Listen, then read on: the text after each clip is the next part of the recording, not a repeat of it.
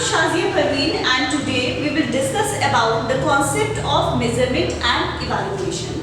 That is the third paper of B.Ed course. Now, firstly we will discuss about what is the concept of measurement. Measurement is a process of assigning numerals on the basis of certain agreed rules. यानी कि measurement एक ऐसी प्रक्रिया है जिसमें कुछ निश्चित नियमों के आधार पे हम किसी को भी अंक प्रदान करते हैं। ये अंक प्रदान करने की प्रक्रिया होती है। It is the collection of information in numeric form, यानी जब किसी को भी हम आंकिक रूप में या आंकिक स्वरूप में अंक प्रदान कर रहे होते हैं तो उस पूरी प्रक्रिया को हम मापन कहते हैं। It considers quantitative approach या परिमाणात्मक अप्रोच या उपागम को शामिल करता है, यानी कि हम इसमें हमेशा क्वांटिटेटिव एस्पेक्ट, क्वांटिटी की बात यानी मात्रा की बात करते हैं। Measurement quantifies the phenomena of how much, यानी कि जब भी हम कोई चीज कितनी मात्रा में है इसकी बात करेंगे तो वो हमेशा मापन ही के अंतर्गत आता है। Now, measurement is the process of assigning numerals to the objective according to the certain agreed rules. जैसे कि मैंने स्टार्टिंग ही में कहा था कि मेजरमेंट या मापन एक ऐसी प्रक्रिया है जहाँ पे हम कुछ निश्चित नियमों के आधार पे किसी को भी अंक प्रदान करते हैं, यानी कि जहाँ पे भी कुछ निश्चित नियम है और उन नियमों के आधार पे हम किसी को भी अंक प्रदान करें तो उसको हम क्या कहेंगे, हम कहेंगे कि ये मापन की प्रक्रिया है।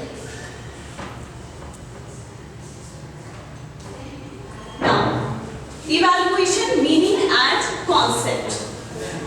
Evaluation is a process of making value judgment over a level of performance or achievement. यानी किसी के भी प्रदर्शन या उसकी उपलब्धि के आधार पे जब हम किसी का भी इवैल्यूएशन करते हैं, उसका मूल्य निर्धारण करते हैं, तो उस प्रक्रिया को हम इवैल्यूएशन में कंसीडर करते हैं। Actually evaluation is a process of value judgement, जहाँ पे हम मूल्यों का निर्धारण करते हैं और न केवल मूल्यों का निर्धारण करते हैं, यहाँ पे तीन एस्पेक्ट भी आता है। उससे पहले ये जानेंगे कि ये फोकस करता है हाउ गुड और हाउ बैड के फिनोमेना पे, यानी कि कोई चीज अगर हम अपने किसी भी चीज से शैक्षिक उद्देश्य की अगर बात करें, एजुकेशनल ऑब्जेक्टिव्स की बात करें, उन एजुकेशनल ऑब्जेक्टिव्स को हम किस हद तक अचीव कर रहे हैं और वो कितना अच्छा है या कितना अच्छा उसमें सुधार की आवश्यकता है, ये सारी चीजें, ये सब कुछ जो है इवैल्यूएशन ही के द्वारा डिसाइड होती हैं। नाउ अगर हम इसके इवैल्यूएशन के फॉर्मूला की बात करेंगे तो evaluation is equal to quantitative plus qualitative plus value judgement, यानी कि मूल्यांकन एक ऐसी प्रक्रिया है जिसमें कि हम क्वालिटेटिव यानी कि जिसे मापन भी हम कह सकते हैं, इसमें हम लोग परिमाणात्मक प्लस गुणात्मक प्लस मूल्य निर्धारण, यानी कि जब किसी का भी हम मूल्यांकन कर रहे होते हैं तो वहाँ तीन एस्पेक्ट को कंसीडर करते हैं। सबसे पहले हम उसकी गणना की बात करते हैं, दूसरी उसकी क्वालिटीज या क्वालिटेटिव एस्पेक्ट की बात करते हैं और जो थर्ड चीज आता है वो लास्ट होता है वैल्यू जजमेंट। ये तीनों चीज मिल करके मूल्यांकन की प्रोसेस को कंप्लीट करता है। नाउ टाइप्स ऑफ इवैल्यूएशन, तो ऐसे तो इसके बहुत सारे टाइप्स ऑफ इवैल्यूएशन हैं, लेकिन आज हम केवल यहाँ पे 4 टाइप्स ऑफ इवैल्यूएशन की डिस्कस करेंगे। फर्स्ट है formative evaluation, second one is summative evaluation जिसे कि हम लोग बोलते हैं योगात्मक मूल्यांकन भी कहते हैं, कॉम्प्रिहेंसिव मूल्यांकन, व्यापक मूल्यांकन जिसे हिंदी में बोलते हैं, एंड कॉन्टिन्यूअस इवैल्यूएशन जिसे हम सतत मूल्यांकन के नाम से हिंदी में जानते हैं। सबसे पहले हम बात करते हैं फॉर्मेटिव इवैल्यूएशन, यानी कि जिसे संरचनात्मक मूल्यांकन कहते हैं। ये एक ऐसा मूल्यांकन होता है या एक ऐसा इवैल्यूएशन होता है जिसे हम टाइम टू टाइम बार-बार इस तरह की इवैल्यूएशन को करते हैं जिससे कि स्टूडेंट के परफॉर्मेंस में इम्प्रूवमेंट लाया जा सके। तो इस तरह के जहाँ पे भी सुधार की चीजों को ध्यान में रख करके कोई भी इवैल्यूएशन किया जा रहा होता है तो उसे हम कहते हैं formative evaluation. The second concept is summative evaluation. जैसा कि इसके नाम से समझ में आ रहा है कि यहाँ समेशन टर्म से बना है और समेशन मींस क्या बात करते हैं। तो ये वो इवैल्यूएशन या मूल्यांकन होता है जहाँ पे हम एंड ऑफ द सेशन यानी कि सत्र के अंत में मूल्यांकन करते हैं किसी के भी बच्चे के परफॉर्मेंस को। तो इस तरह के मूल्यांकन को हम समेटिव इवैल्यूएशन कहते हैं। फिर जो नेक्स्ट कॉन्सेप्ट आता है वो आता है कॉम्प्रिहेंसिव इवैल्यूएशन। कॉम्प्रिहेंसिव एक बहुत ही वास्ट इवैल्यूएशन का एस्पेक्ट को अपने अंदर शामिल किया होता है, जिसमें दो एस्पेक्ट आते हैं। एक आता है scholastic performance of the student, जिसे हम अकादमिक प्रदर्शन भी कह सकते हैं स्टूडेंट की, और दूसरा आता है को स्कॉलास्टिक यानी कि जो उसके साथ का उसका अदर जो एक्टिविटीज होती हैं उसको एकेडमिक एक्टिविटीज के साथ चलने वाली एक्टिविटीज को भी कंसीडर करते हैं। यानी कि कॉम्प्रिहेंसिव इवैल्यूएशन एक ऐसा इवैल्यूएशन है जिसमें हम स्कॉलास्टिक प्लस को स्कॉलास्टिक दोनों ही एक्टिविटी को शामिल करके किसी के उपलब्धि या उसके जो है परफॉर्मेंस का जजमेंट करते हैं। और द लास्ट वन जो कॉन्सेप्ट है वो है कॉन्टिन्यूअस इवैल्यूएशन।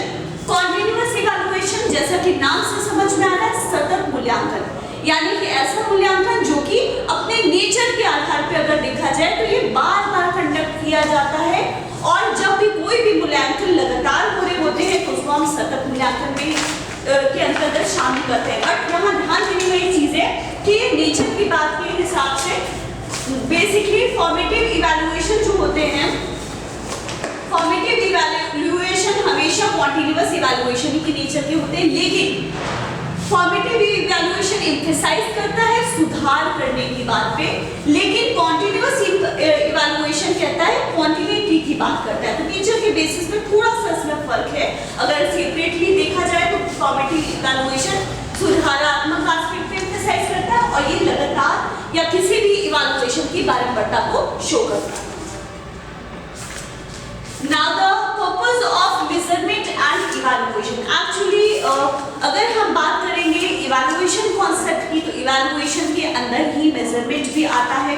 तो कहीं ना कहीं जो भी पर्पस इवैल्यूएशन के होते हैं उस एरिया को मेजरमेंट ऑलरेडी कवर कर रहा होता है। तो अभी हम यहाँ पे डिस्कस करेंगे जो फर्स्ट पॉइंट होता है प्रिडिक्शन। इवैल्यूएशन और मेजरमेंट एक ऐसे प्रोसेस है जिसके थ्रू जो है हम किसी के भी परफॉर्मेंस का प्रिडिक्शन कर सकते हैं, क्योंकि मेजरमेंट के थ्रू हमें वो अंक या वो नंबर या न्यूमरल्स जो है अवेलेबल होते हैं जिसके थ्रू हम प्रिडिक्शन या किसी के परफॉर्मेंस का जजमेंट कर सकते हैं। तो हम ये कह सकते हैं कि इवैल्यूएशन एक ऐसा प्रोसेस है जिससे हम किसी के भी परफॉर्मेंस फर्दर कैसा रहेगा उसकी भविष्यवाणी कर सकते हैं। नाउ द सेकंड कॉन्सेप्ट इसके अंदर जो आता है पर्पस वो आता है डायग्नोसिस की बात करें। हम किसी के भी परफॉर्मेंस का इवैल्यूएशन करके ये डायग्नोस कर सकते हैं कि एक्चुअली अगर उसकी परफॉर्मेंस अच्छी है तो वो इम्प्रूवमेंट को शो करेगा, लेकिन अगर उसके परफॉर्मेंस में कहीं प्रॉब्लम आ रही है तो बार बार के इवैल्यूएशन करके हम किसी के परफॉर्मेंस में आइडेंटिफाई कर सकते हैं कि उसकी कहाँ प्रॉब्लम आ रही है या किस तरह के साइड पे हमें ज़्यादा एफर्ट करना पड़ेगा जिससे उसकी परफॉर्मेंस में इम्प्रूवमेंट लाया जा सके। सेकेंड है सिलेक्शन। अगर पर्पस की बात करें मेजरमेंट और इवैल्यूएशन तो इवैल्यूएशन का पर्पस एक ये भी होता है कि सिलेक्शन प्रोसेस में किसी कैंडिडेट का सिलेक्शन या स्टूडेंट के परफॉर्मेंस के बेसिस पे हम सिलेक्शन भी कर सकते हैं एप्रोप्रिएट कैंडिडेट का। तो ये कह सकते हैं कि it helps in the process of selection. Now the fourth one is guidance. Guidance की बात करेंगे। ऑब्वियसली टाइम टू टाइम होने वाले इवैल्यूएशन से हम किसी की बच्चे की परफॉर्मेंस को जज करके उसे सही डायरेक्शन में गाइड भी कर सकते हैं अगर गाइडेंस की रिक्वायरमेंट हो तो।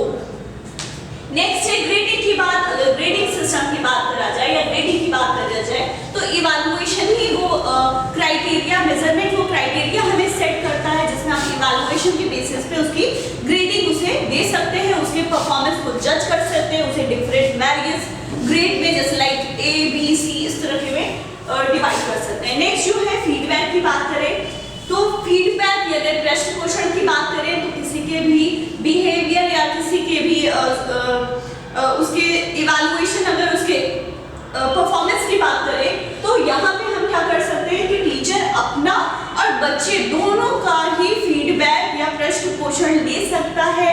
वो ये एनालाइज कर सकता है कि उसके टीचिंग मेथड या उसकी टीचिंग में कितना जो है और इम्प्रूवमेंट इम्प्रूवमेंट की रिक्वायरमेंट है या नहीं है। ऐसे ही स्टूडेंट की परफॉर्मेंस के बेसिस पे हम ये कर सकते हैं एनालाइज कि बच्चे का परफॉर्मेंस कैसा है। तो एक पर्पस ये भी होता है कि यहाँ पे इसका फीडबैक जो है बच्चे का प्रॉपर्ली दिया जा सके। स्टूडेंट्स इवैल्यूएशन, इसमें भी वही चीज़ आती है कि स्टूडेंट का